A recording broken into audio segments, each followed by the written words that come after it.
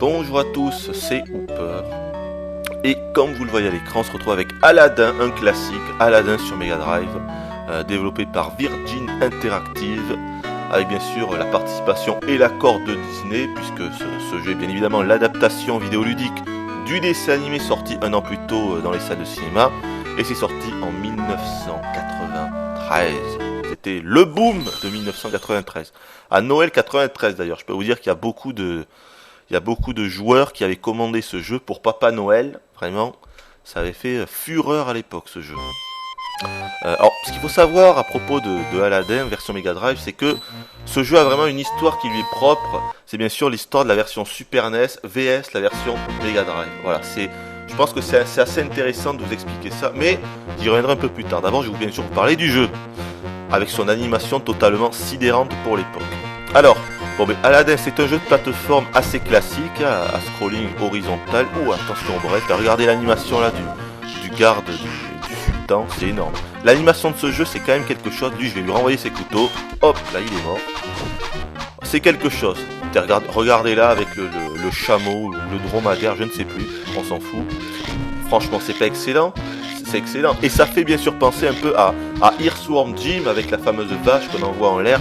Parce que la raison principale, c'est que chez Virgin Interactive, à cette époque, eh bien, il y avait David Perry qui n'était pas très connu et qui est devenu connu grâce à ce titre qu'est Aladdin. Et après, on lui a bien sûr des jeux excellents, comme le fabuleux Earthworm Jim. Mais ça, je vous en parlerai un peu plus tard. Alors, au niveau des commandes, c'est assez simple, parce qu'Aladdin ne peut pas faire beaucoup de choses en fait. À part donner des coups de sabre, comme ça, il peut bien évidemment sauter. Il peut se baisser, il peut regarder en haut avec toujours une animation d'une fluidité assez hallucinante. Regardez-moi ça quand il grimpe à la corde, franchement, mais c'est super fait. La modélisation et l'animation de tous les personnages du jeu est sidérante. Pas uniquement d'Aladdin, mais même des personnages comme là du garde. Regardez les bras en haut, regardez les bras, je vais le refaire. Voyez-vous.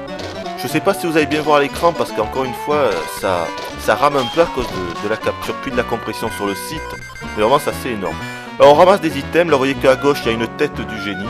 Ça servira plus tard à la fin du niveau pour faire tourner la loterie, je vais vous montrer ça. Vous voyez que là juste à côté d'Aladdin il y a un petit cœur bleu. Ça sert à se remettre de la vie, regardez en haut, vous voyez la lampe avec une petite fumée qui sort, regardez là. Et voilà, là ça me l'a rajouté parce que cette lampe, la fumée plutôt de la lampe ça symbolise ma vie. Vous voyez que je ramasse des pommes. Ah, je vais réussir à l'avoir lui, voilà. Vous voyez que je ramasse des pommes parce qu'avec le bouton A, on peut les envoyer. Hop, comme ça. En quantité limitée. Vous voyez qu'en bas, il m'en reste 50. Et enfin, on ramasse des joyaux. Alors, là, je viens Sumieva. Je viens d'actionner un checkpoint avec l'espèce de vase de génie. Comme ça, je pourrais recommencer de là si jamais je meurs.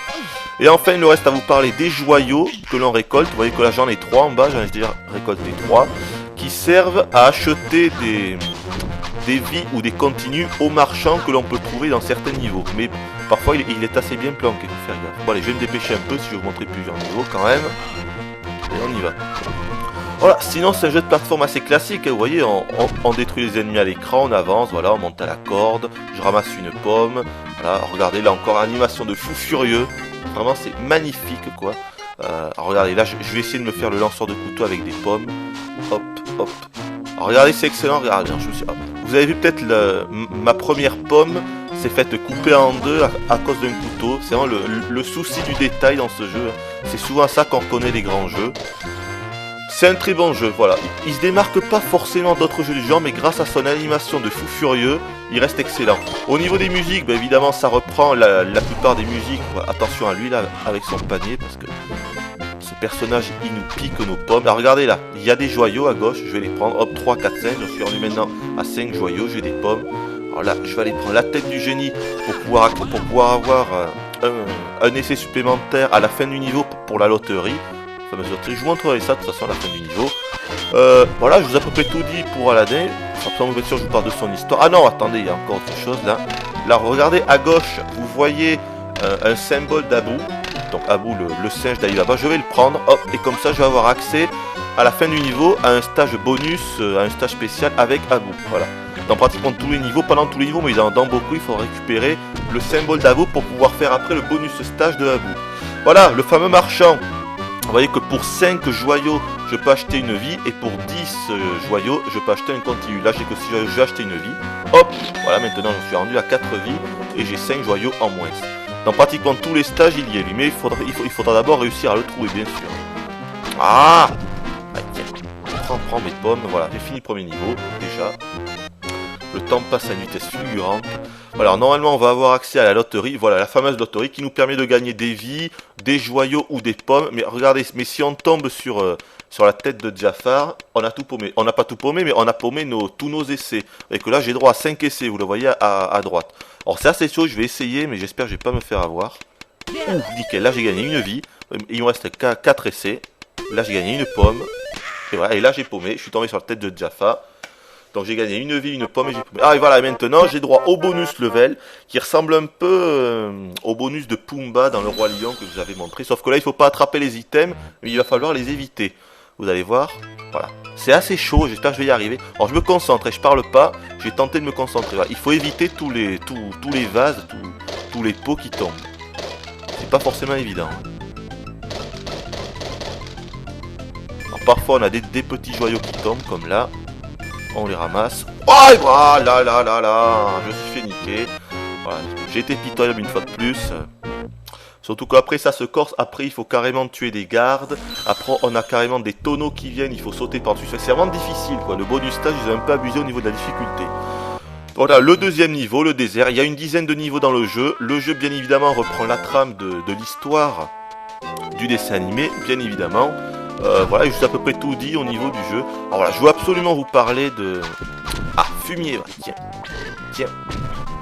Je veux absolument vous parler de l'histoire et de l'anecdote, bien sûr, qui a fait couler beaucoup d'encre à l'époque au sujet de la version Super NES vs la version Mega Drive. Alors, ce qu'il faut savoir... Attendez, d'abord, je vais me prendre le truc de Mickey. Alors, dans ce niveau, il faut que je récupère des parties de scarabée, en fait, pour pouvoir après, bien sûr, débloquer l'entrée de la fameuse caverne au secret. Regardez, là, vous voyez des oreilles de Mickey sur l'étang noir. Alors, si j'arrive à placer correctement Ali... Mais là, je n'y arrive pas.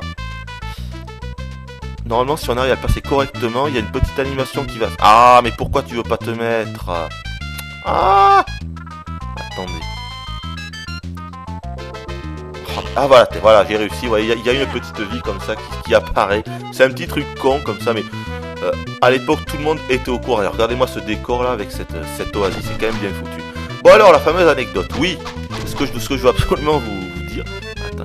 Attendez, je vais tenter de faire un truc. Alors, regardez-moi l'animation, là, de ce personnage qui perd son calbut. Je vais le refaire, ben non, il est mort. Pas grave. Bon alors, oui. Alors, ce qui était original à l'époque, c'est que Disney a demandé à deux studios indépendants, de réaliser ce jeu. En fait, Capcom pour la version Super NES et Virgin Interactive pour la version Mega Drive. Et ça c'est assez original parce que généralement c'est un seul studio qui fait pour les deux consoles et dans 99% du temps on a finalement Ah mais c'est pas vrai. On a finalement les deux versions qui sont pratiquement identiques à juste quelques petites choses. Mais c'est pas vrai, mais qu'est-ce que je fais? Pourquoi j'arrive pas là?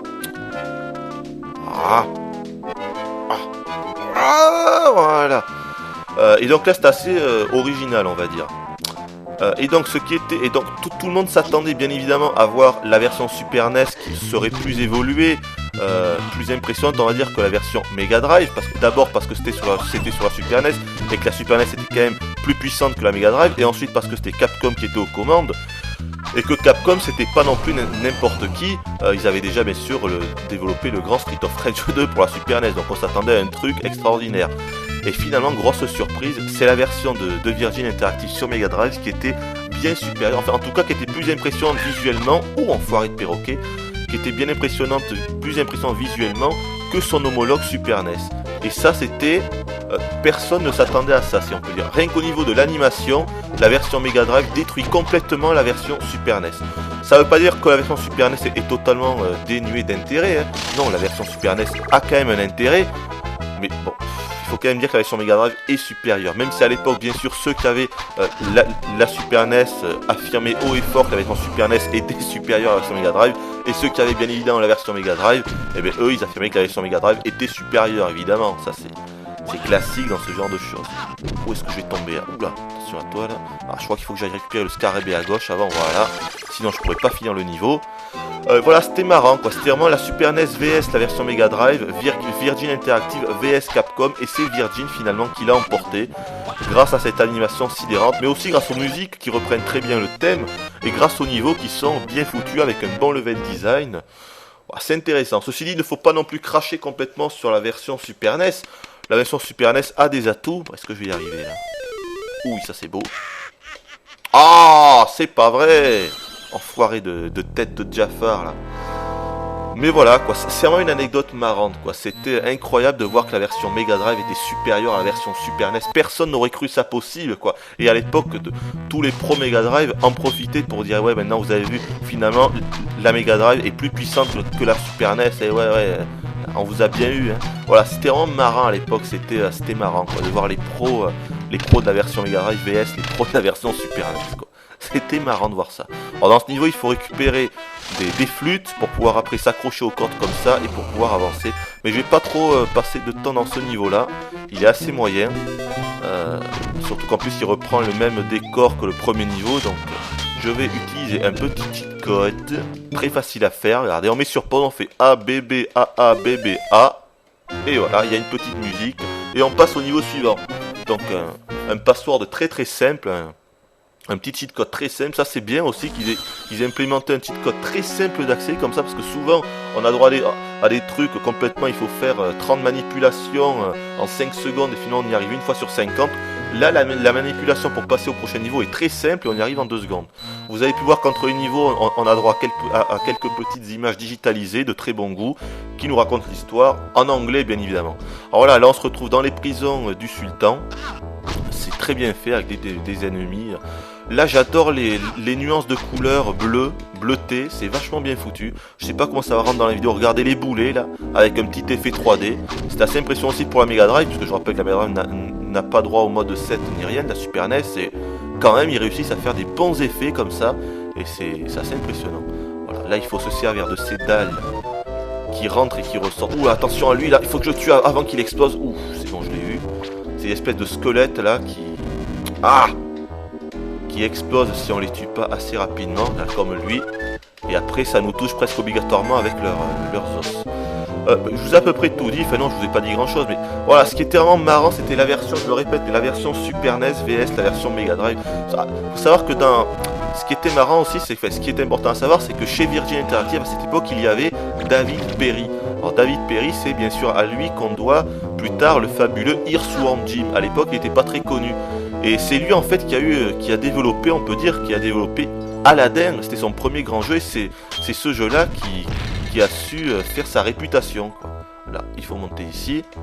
Je sais plus du tout où il faut aller. Vous voyez que les niveaux sont pas forcément linéaires. Hein. On va à droite, on va à gauche, on va en bas. Et on sait pas forcément où aller. Finalement, il faut un peu tout visiter pour réussir à finir les niveaux, quoi. Oh, attention, il va exploser trop tard là. Je vais tenter de... Voilà, il va exploser. Je vais le laisser exploser. Et après, je vais tenter de... Oh, il m'a vu, voilà. Là, il m'a touché avec un... Je suis presque mort. Vous voyez en haut ma barre de vie symbolisée par la fumée. Hop, on va aller par là. Alors, on va passer ce niveau. Je voudrais bien finir par vous montrer un niveau assez original, le niveau du tapis volant dans la caverne des merveilles. Donc le fameux tapis qui nous aide. Ah, j'arrive pas à monter là. C'est pas grave, on va passer ce niveau. Je vais passer à un autre niveau. Je vais pas vous montrer tous les niveaux non plus, mais juste le niveau du tapis volant parce que je le trouve vraiment pas mal. Qu'est-ce que je vous ai pas dit? Ah oui, on s'en fout, j'ai gagné une vie. Magnifique. Oui, il y a une dizaine de niveaux. Le jeu est pas très difficile, difficulté progressive. Disons que les 5 premiers niveaux sont assez simples, franchement. Mais après, quand on est dans la caverne des merveilles, ça se complique vraiment parce que tous les sauts sont à faire vraiment au millimètre près, sinon on tombe et on meurt. Le niveau du tapis volant est lui aussi assez difficile. Alors, ce niveau est pas mal, mais je vais le passer. Je veux vraiment vous montrer le niveau du tapis volant. Ah, je suis raté là. Voilà. Donc je vais difficulté bien dosée. La musique, ça reprend la plupart des thèmes du dessin animé. Je vous ai à peu près tout dit. Il y a pas beaucoup de boss, que 4 ou 5 boss. C'est peut-être un des points faibles du jeu. Les boss, franchement, pas top quoi. Il y en a très peu, ils sont vraiment pas impressionnants. On les tue assez facilement. Voilà, ça franchement, ils auraient pu mettre des boss un peu plus intéressants. Là, ils valent pas grand chose. Hein. Alors voilà, le fameux niveau de la caverne qui est assez difficile, où tous les sauts sont importants, doivent être bien réalisés. Une petite phase à la Indiana Jones avec le rocher qui nous poursuit. Hop! Et juste après ce niveau, il y a le niveau, je vous montre un peu et après je finis en vous montrant le niveau du tapis volant. Oh! Je pensais que j'étais mort là, tiens. Qu'est-ce que je vous ai pas montré? Ouais, là par exemple, il y a un petit défaut qui n'était pas dans la version Super NES, parce que moi je vais vous dire, j'ai fini les deux versions Super NES et Mega Drive. Dans la version Super NES, Aladdin pouvait s'accrocher, quand on sautait et qu'on était trop court, et bien Aladdin pouvait carrément s'accrocher, pouvait s'accrocher aux corniches et pouvait finalement se relever, se hisser. Tandis que dans la version Mega Drive, on est vraiment obligé de gérer tous nos sauts très bien, sinon Aladdin ne peut pas se hisser. Ah ben voilà, je suis mort, voilà. Ça c'est le... Je vous ai fait un bon exemple, là on passe au niveau suivant. Mais voilà, Aladdin, vous voyez, il ne peut pas se hisser. Tandis que dans la version Super Nintendo, il peut. Quelques petites choses comme ça. Mais l'animation est tellement supérieure dans la version Mega Drive que ça n'a rien à voir, quoi. La version Mega Drive a totalement éclipsé la version Super NES, quoi. À cause de cette animation. Mais la version Super NES n'est pas totalement dénuée d'intérêt, elle est quand même bien. Même s'il faut reconnaître que la version Mega Drive explose quand même la version Super NES. Même s'il faut reconnaître que la version Super NES est quand même pas mal. Mais la version Mega Drive explose quand même la version Super NES.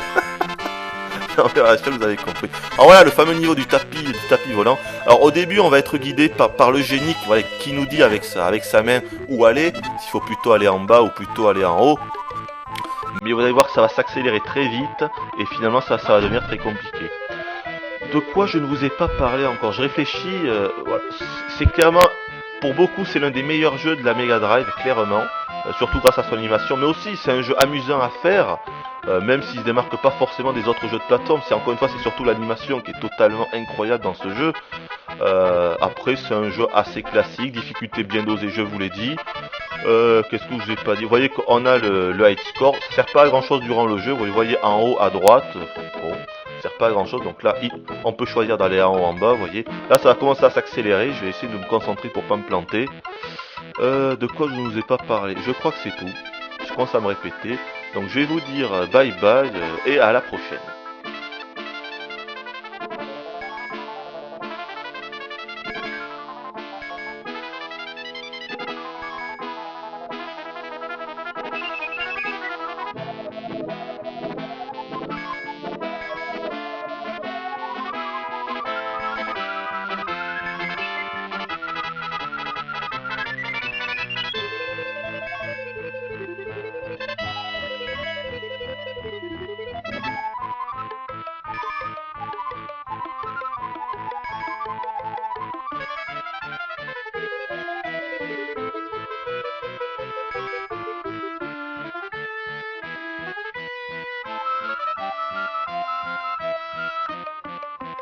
Oh l'enfoiré! Ouh le fumier, j'étais presque au bout.